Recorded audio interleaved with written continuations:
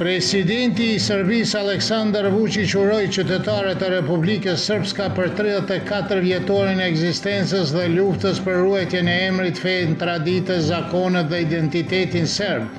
Republika e Serbisë do të jetë gjithmonë pranë Republikës Srpska dhe popullit të saj, sepse të gjithë më shumë se kurrë na duhet qëndrueshmëri në avokimin për paqe, mençuri që na udhëzon në rrugën e duhur, përgjegjësi në marrjen e vendimeve dhe seriozitet përpallë sfidave. Ky është pikërisht një premtim për brezat e ardhshëm që do të vazhdojnë të ndërtojnë Republikën Srpska dhe Serbinë, tha presidenti Vučić.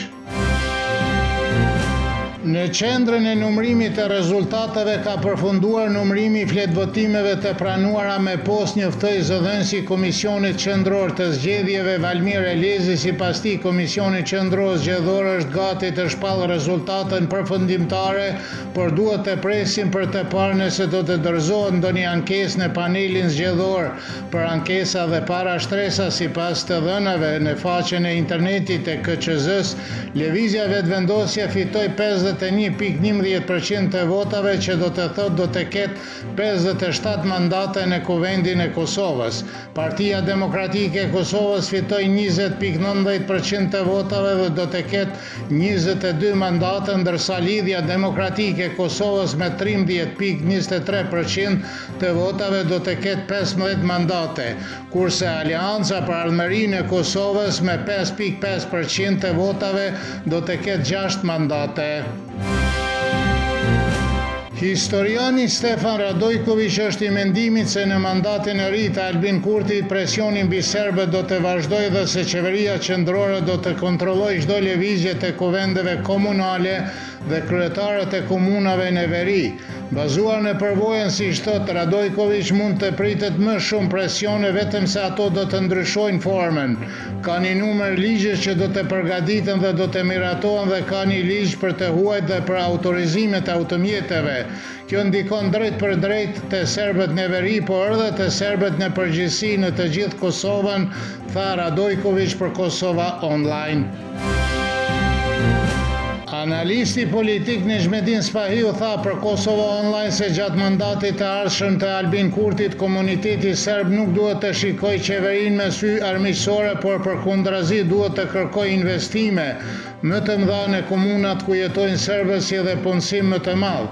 Kërkesat e tilla beson ai mund të kenë rezultate dhe qeveria nuk do t'i injorojë ato kur t'i arriti të dëbojë shtetin serb nga Kosova, dhe kjo mund të mos jetë lajm i mirë për Beogradin ose për autoritetet në Beograd, por kjo nuk do të thotë se është një gjueti kundër pakicës serbe në Kosovë, është i mendimit ky analist nga Mitrovica e Jugut.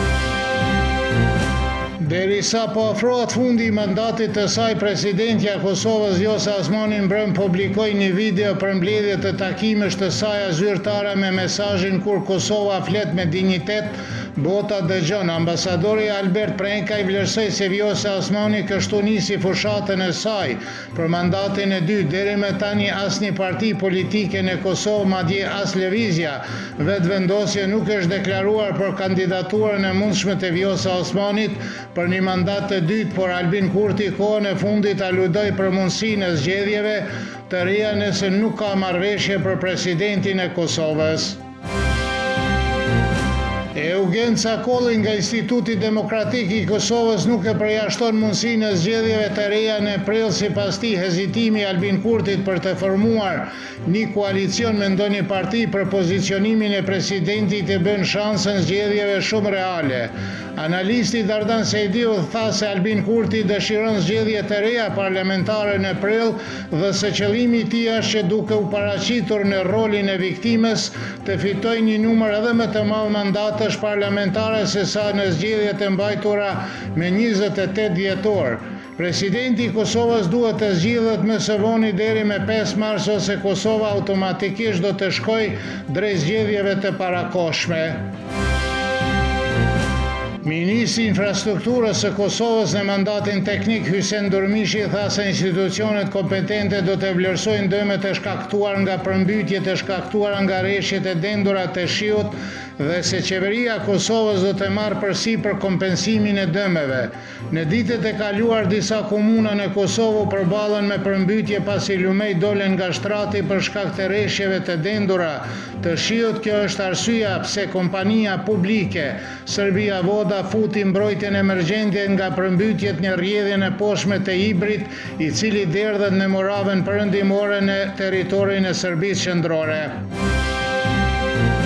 Moti nesër në Vojvodin do të jetë pareshje, por me vranësira në zona tjera her pas here, me borë në zonat më të ulta në juglindje dhe lindje të Serbisë me shi dhe breshër.